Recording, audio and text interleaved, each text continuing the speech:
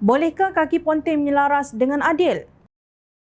Ketua Penerangan Pakatan Harapan PH Selangor Azli Yusof menyifatkan Kabinet Bayangan Perikatan Nasional PN sebagai gagal melambangkan komposisi rakyat di Malaysia. Ini kerana Kabinet Bayangan tersebut hanya melibatkan 2 orang ahli parlimen bukan Melayu. Situasi ini katanya bukanlah hal yang pelik kerana kemenangan gabungan itu pada pilihan raya umum ke-15 yang lalu kebanyakannya dikerusi majoriti orang Melayu. 2 wakil rakyat tersebut ialah Datuk Ali Biju yang memegang portfolio Hal Ehwal Sabah dan Sarawak Pembangkang, manakala Naib Presiden Bersatu Datuk Seri Ronald Kiandi diberi tugas berkaitan Kementerian Pertanian dan Keterjaminan Makanan.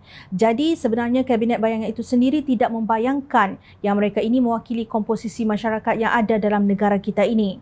Dengan sendirinya kita tidak tahu bagaimana mereka boleh berperanan dengan baik untuk pastikan bahawa apa yang mereka kemukakan nanti atau saranan mereka itu boleh mencerminkan pembangunan, kebajikan dan manfaat yang menyeluruh bagi mewakili seluruh masyarakat dalam negara kita, kata Azli lapoh Harapan Daily.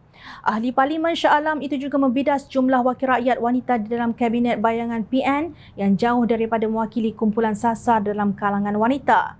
Begitu juga dengan perwakilan mereka yang ada dalam Kabinet Bayangan ini di mana jumlah wanita jauh tersasar daripada sekurang-kurangnya kuota 30%. Mungkin mereka sendiri tidak ada wakil wanita yang berkebolehan untuk diketengahkan sebagai anggota dalam Kabinet.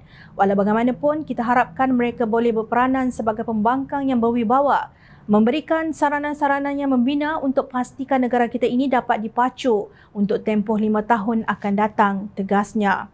3 ahli parlimen wanita di dalam Kabinet Bayangan Pembangkang adalah Datuk Mas Emiati Samsudin, yakni Hal Ehwal Undang-Undang dan Reformasi Institusi, Datuk Siti Zailah Muhammad Yusof, Kementerian Wanita Keluarga dan Masyarakat, dan Dr. Halimah Ali, Kementerian Perpaduan Negara. Kerajaan Perpaduan mengenengahkan 5 ahli parlimen wanita, iaitu Datuk Seri Azalina Osman Said sebagai Menteri Undang-Undang, Hana Yu, Menteri Kebudayaan dan Sukan, Datuk Seri Nancy Shukri, Wanita Keluarga dan Masyarakat, Dr. Zaliha Mustafa, Menteri Kesihatan dan Fadlina Siddiq, Menteri Pendidikan.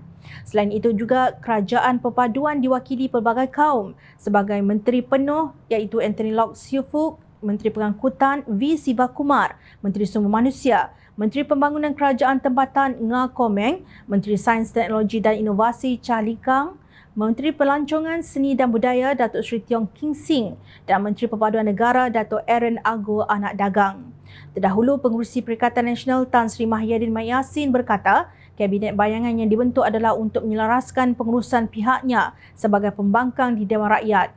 Dalam senarai jawatan kuasa portfolio Ahli Dewan Rakyat Perikatan Nasional tersebut, beliau sendiri dinamakan sebagai Ketua Ahli Parlimen manakala timbalannya ialah Presiden PAS Tan Sri Abdul Hadi Awang.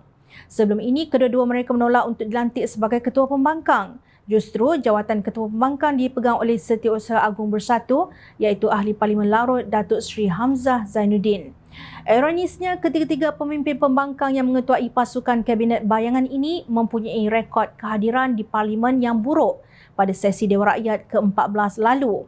Kedatangan mereka dalam 89 sesi persidangan Parlimen ke-14 yang dikumpulkan oleh portal MYMP mencatatkan bahawa Mahyadin dan Hamzah berada di tangga yang tercorot dengan kedatangan sebanyak 25 kali atau 29.1%.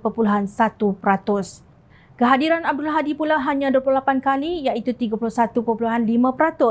Bagaimana Perikatan Nasional hendak menyelaras dan memantau jika ketua mereka sering ponteng? Oleh kerana Kabinet Kerajaan Perpaduan tiada duta khas Perdana Menteri bertaraf menteri, maka Perikatan Nasional jimat tenaga kerana tidak perlu pemantauan untuk pakej gaji buta ini. Apapun, Jom Channel ucapkan selamat bertugas dengan ikhlas dan adil. Ingat, rakyat sentiasa memerhati.